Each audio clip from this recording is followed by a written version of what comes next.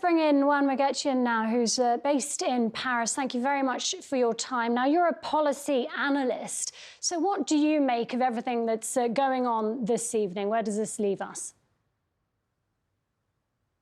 Good evening. I think these are the first major steps of moving towards a comprehensive peace plan in the Middle East.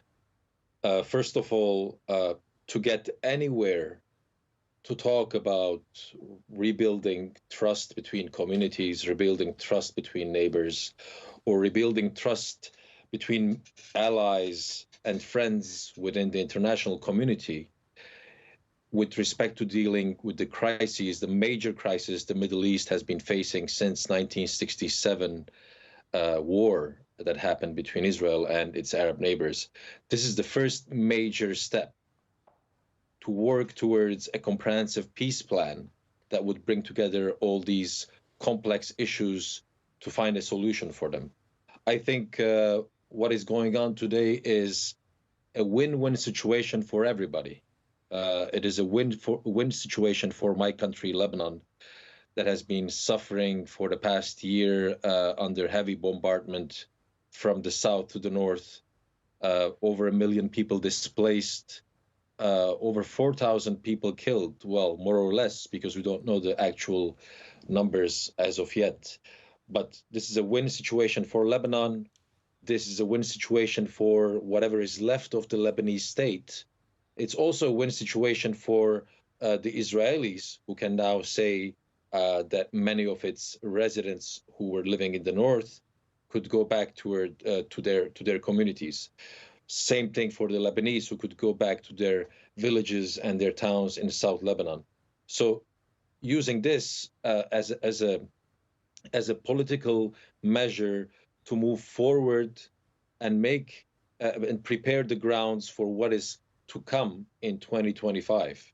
What a major thing that changed in the international community is the seismic shift in politics that happened just a few weeks ago in the United States.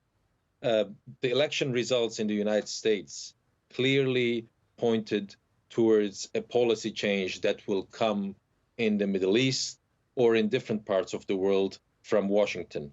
So given all these aspects, the international community has to deal with this change that is happening in Washington, give a victory to the outgoing president, Joe Biden, and let him leave his presidency, his mandate, and go to his retirement in politics with some kind of a win, and say the world is not all going to hell.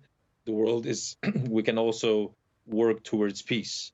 And then he will be able to let things be handled by the incoming administration of the newly elected President Donald Trump.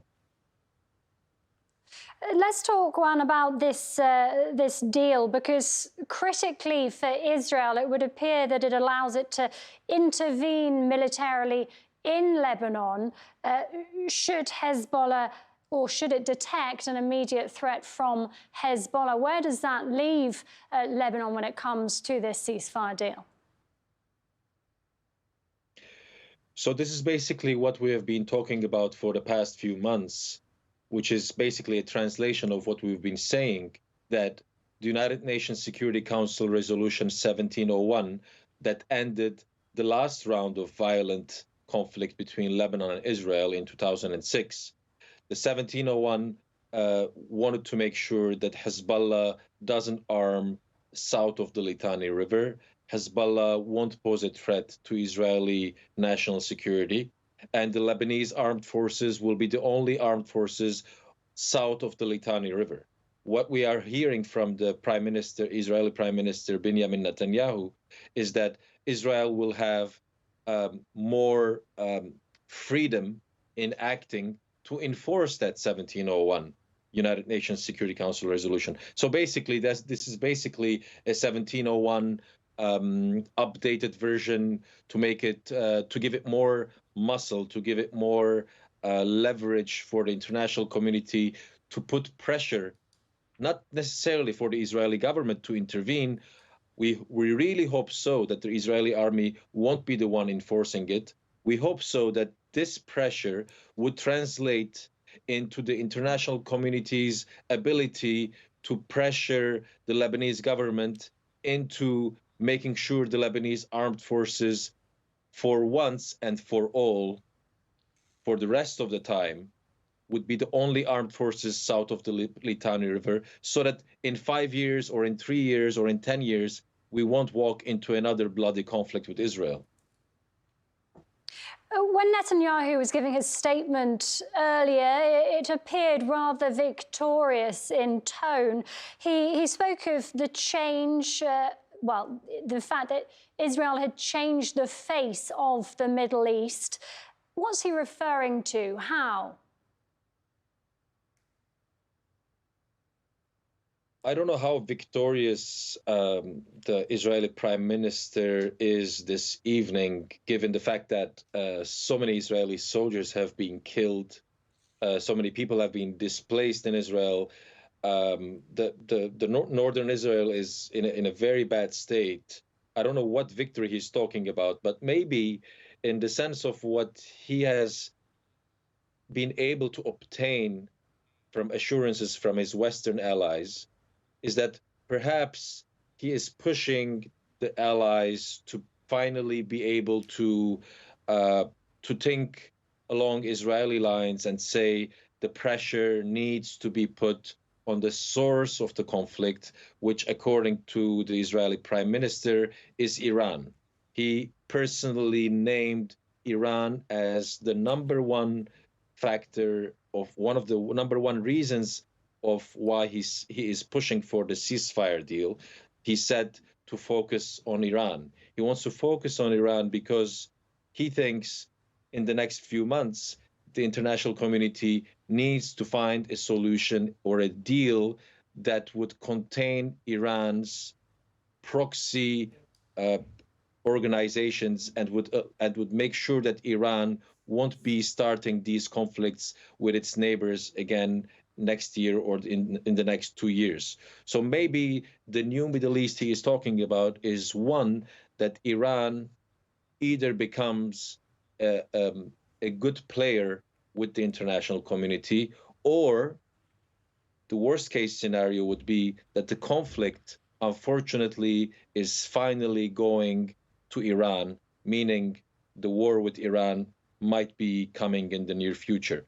Perhaps that would be the scenario, but we are hoping that the worst case scenario doesn't happen and that the international community would be able to convince Iran to be a constructive player and withdraw from Lebanon, leave the Lebanese free so that they would run their own affairs. Hezbollah would become a political party once and for all, abandon its arms, join the state. Iran would leave Syria alone so that Syria would once again be stable. There would be democratic elections in Syria. There would be a political transition in Syria. Perhaps Iran would play a constructive role to end the war in Gaza so that all these millions of Palestinians would go back to their homes, and possibly there would be another peace on the table to be offered to the Palestinians, and maybe the Middle East will be a better place to live if Iran becomes this constructive player. This is the new Middle East in a positive way. The worst case scenario, I don't even want to think about it right now. Juan, really appreciate your assessment. Thank you for talking to us here at TRT World. Juan Muyurtxia, speaking to us live there from Paris.